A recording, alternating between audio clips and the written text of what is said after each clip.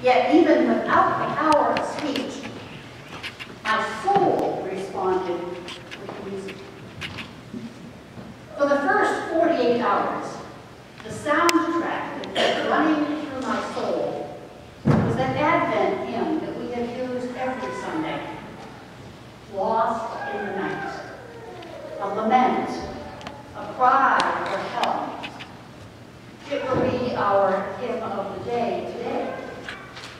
And as we listen, Rita will now play for us the melody of that lament.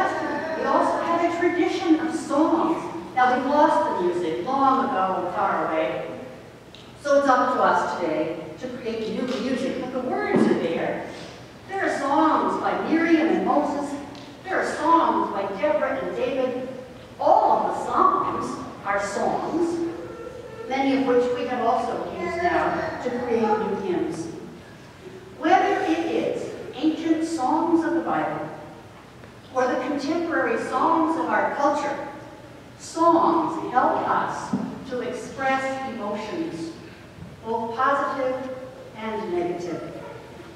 Laments, such as Lost in the Night and O Come, Emmanuel, help us express grief and fear to honor those deep and difficult emotions. At the same time, we are able to sing those laments. They also strip the emotions of the power to incapacitate us. It wasn't long after the song started cycling in my soul that I then could give voice to them as well, recovering my own power of speech. Canticles of courage offer us promise. They name our hopes, but they also contribute to helping us bring our hopes into being. So today, Mary enters our assembly and addresses us in song. If you read the words or take them into your soul as you sing them, you'll find that Mary sings of God's mercy, promising that God will lift up the lowly and the downtrodden and the oppressed. And Mary sings that song not just for her generation, but for all generations that will follow, including our own. So we take up her song. We call upon God to remember those families whose children did not come home from school last Friday. Those families and all others that have Christmas presents under their trees that will never be opened by their designated recipient. Those families that will struggle, not just with the holiday this year, but for years to come. We beseech God on behalf of all who mourn, or are lonely, or do not have enough food, or live in places of strife and warfare.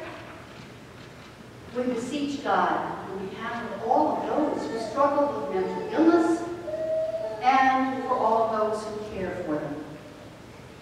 Now, according to Luke, when Mary sang this song, she did not just name the promises, but she entered into them. She sang her song with the verbs in the past tense, meaning they had already been accomplished and she was already in relationship with God. The God who, as you read her or sing her canticle, you will discover is the God that brought freedom to the Hebrews in Egypt. As we sing, O come, Emmanuel, we will walk through that history if we pay attention to the words. It carries us through the history of God's promises to all people, including us. So it is with us. When we sing any of these songs, we are drawn into the history of God's redemption.